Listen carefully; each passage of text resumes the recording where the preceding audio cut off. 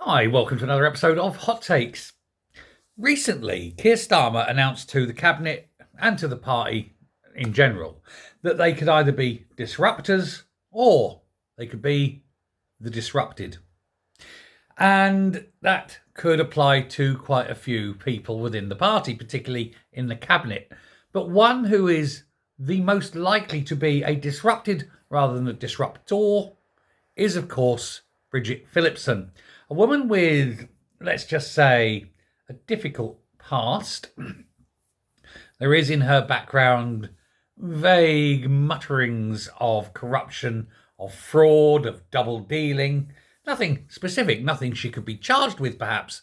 And it is mostly just people talking because nobody really wants to say out loud exactly what's going on because, they don't want to get sued. But people in the northeast are well aware that there is an air around her of possible malfeasance in office. But Phillipson is no longer flavour of the month. She is going, it's likely to be ousted. She's going to be the first to be moved, not just demoted though, possibly out of the cabinet altogether. I think if she is merely demoted, she may resign and say, I'm not taking that, because she does have a lot of ego. She won't be the only one that's going, of course. There are many, many others. Lisa Nandy, also likely. But what is it about Phillipson that grinds the gears of so many people inside the party, and particularly at the top of the party? Is it that she's useless? Is it that she can't control her gob? Is it that she really has no, I suppose, political nous? Is it that she's anti-Starmer to some extent? There's many, many things that could be labelled at her. But you have to take your money, don't you? Pay your money and take your choice. Now, of course, she's currently trying, and this is an awkward one for Labour, she's currently trying to destroy the academy system. And this is very odd, because this was Labour policy. This was one of the Labour policies that was brought in by Tony Blair. Remember, education, education, education. And ironically, it's one of the few things that they actually managed to get right. Academies are excellent. They do improve children's education and life chances. So obviously that can't stand because they don't want children to have life chances, especially not poor children. Oh no, poor children, especially poor white children. Oh no, they've got to be kept down because they all grow up to be right-wing, don't they? Or something. And so you've got Bridget Phillipson now actively trying to destroy Labour policy. I know, and nobody knows why she's doing it.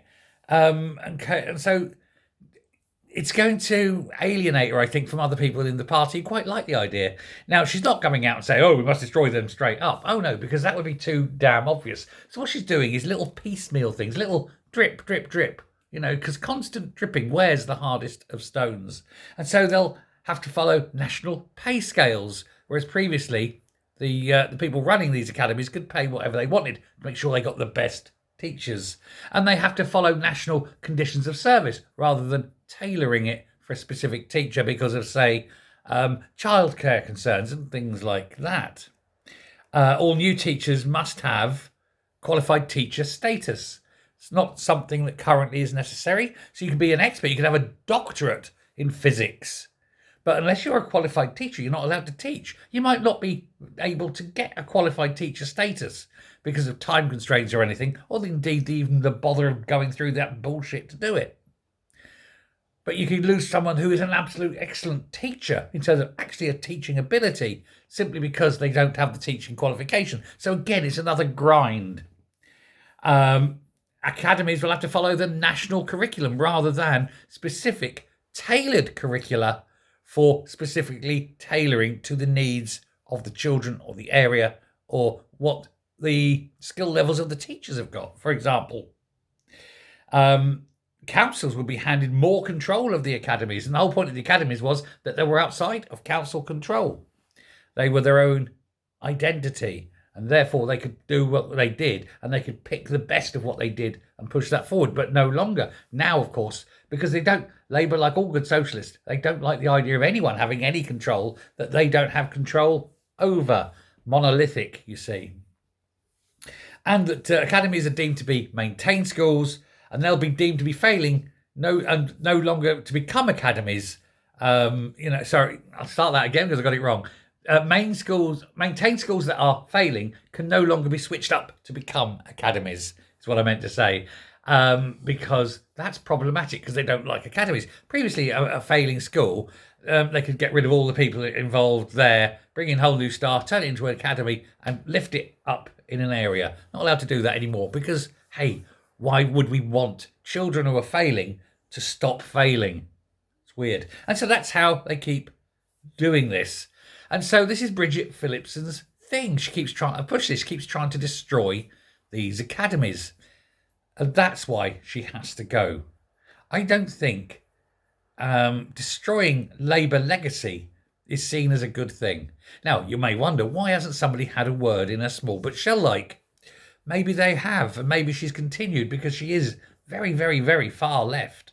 And she hates the idea of white working class boys particularly, succeeding in life. How dare they? They should know their place. That's why Phillipson's got to go. And that's why she will go. Now, this upcoming reshuffle, I'm going to take, and it's a long shot, I know, but I'm going to take the guess that other people will be gone. We know Nandy's probably out. We know Phillipson's gone either down or out.